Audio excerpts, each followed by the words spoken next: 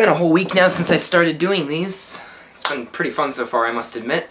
But I'm a little bit short on time tonight, so I'm just gonna take some requests. Amy Love suggested a horror film.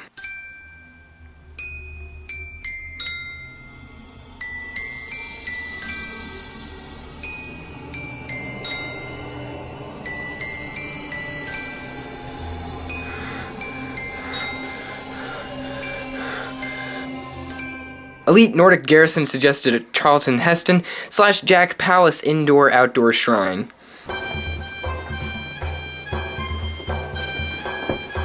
My classmate Sydney Young suggested a random fact. Coca-Cola was originally green. Ew.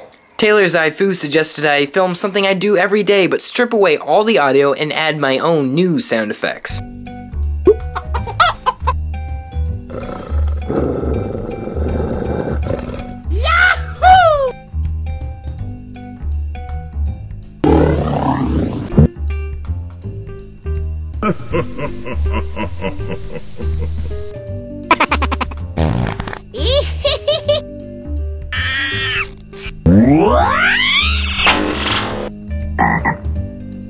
I had someone in the comments mention that they were getting a little bit tired of the catchphrase.